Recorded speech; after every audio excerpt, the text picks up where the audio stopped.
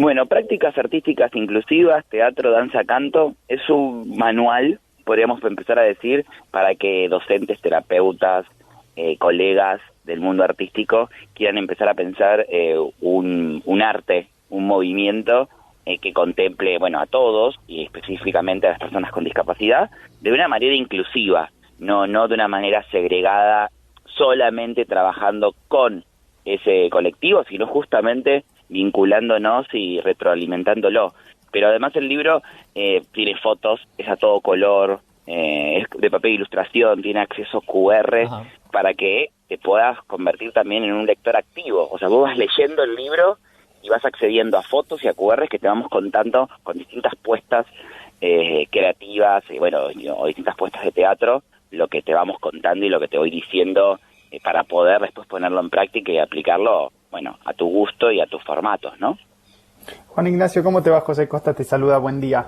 ¿Qué rol cumple el arte en las diferentes discapacidades para llegar a la integración y cómo lo vivieron, porque seguramente tenés contacto con personas con algún tipo de discapacidad, parate que fue tan grande de tantos meses de no poder hacer aquella actividad, por ahí los acerca a una cierta normalidad o a una cierta integración?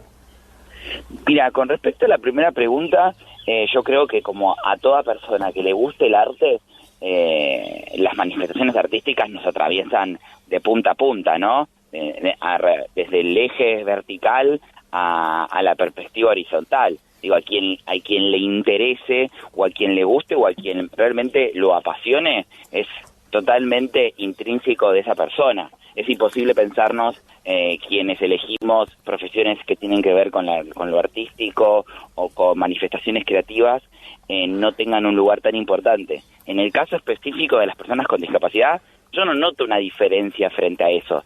Sí creo que obviamente hay algo mucho más valioso porque tiene un espacio muy claro de expresión que tal vez una persona sin discapacidad la puede encontrar en otros espacios, ¿no? Y una persona con discapacidad siempre tiene que estar como luchando o peleando o imponiéndose o parándose, ¿no? Dependiendo de los casos, para poder expresarse. Entonces el arte viene a cumplir ese espacio de manera muy natural. Y con respecto a la segunda pregunta, bueno, sin duda al principio fue caótico, ¿no? El hecho de haber generado todo este parate nos alejó y nos transformó, pero no creo que haya sido algo que le toque al colectivo de personas con discapacidad. Creo que nos pasó absolutamente a todos, a cada uno desde su habitualidad y a cada uno desde su cotidianeidad. Ayer estaba pensando justamente en esto que me preguntás porque, bueno, ahora Las Ilusiones también tiene una revista bimestral y estaba escribiendo la editorial y justamente pensaba, ¿no? Cómo se transformó absolutamente toda nuestra realidad y la vida pasó a ser de otra manera a otra. Que después nos acostumbramos y nos habituamos porque, bueno, somos seres totalmente ocupacionales y relacionantes que, bueno, nos vamos habituando a las nuevas realidades, pero fue lo que sí yo creo que en algunos casos potenció, y eso también es interesante decirlo, porque el hecho de la virtualidad los obligó a ser más autónomos en una computadora que en un escenario.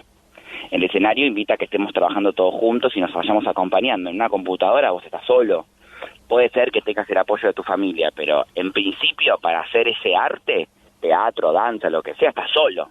Así que en algunos sectores o en algunas personas generó autonomía y en otros, bueno, sí, el hecho de una discapacidad un poco más severa hizo que, bueno, la virtualidad tal vez lo aleje un poco más. Y esto que me preguntabas al principio, que estuvo bueno, todo lo que permitió o lo que permite, bueno, con la pandemia esto no había lugar o era más difícil de encontrarlo. Claro, Juan Ignacio, vos trabajás principalmente con personas que tienen síndrome de Down. Bueno, tuve la posibilidad de ir a ver una gran obra tuya, que es una adaptación de Romeo y Julieta con Pedro, que tiene síndrome de Down, y estaba pensando en él, ¿no? Que es una persona hiperamorosa, talentosa, con unas ganas bárbaras. ¿Cuál ha sido tu experiencia, por ejemplo, con él o con otros actores o actrices en el marco de esta pandemia? ¿Vos notaste que con su discapacidad fueron mucho más sensibles, menos sensibles, se pudieron adaptar, no tanto a través de la virtualidad? ¿Cómo siguió el trabajo de la compañía? Está buenísima la pregunta. Mirá, casualmente Pedro, para hablar de Pedro y para poner un ejemplo, ¿no? Pedro, que es un chico con síndrome de Down, pero sumamente despierto, sumamente inteligente, su discapacidad realmente en cuanto al pensamiento es leve, entonces bueno, tiene pensamiento abstracto, tiene pensamiento sumamente personal y crítico de él mismo y de los otros. En el caso de él, la pandemia no lo ayudó para nada, o sea, lo tocó y lo afectó de una manera en la que no le interesa el trabajo por Zoom y todo lo que tenga que ver con la virtualidad, como le pasó a un montón de otras personas. O sea, realmente lo vivió y lo transitó, y lo entendió. En otros casos, como parecidos o similares a Pedro, pudieron conectarse y lo pudieron retransformar, ¿no? Como lo transformamos todos. O sea, como que pudieron como agarrar y decir, bueno, doy vuelta a la página, ahora el teatro es por Zoom y acá estamos. Y sirvió, yo creo y sumó. Me parece que la pandemia y bueno, y todo lo que pasó con la cuarentena y demás y que sigue pasando fue como un gran lapsus en el tiempo en el que bueno, estamos como todavía revisando y revisándonos.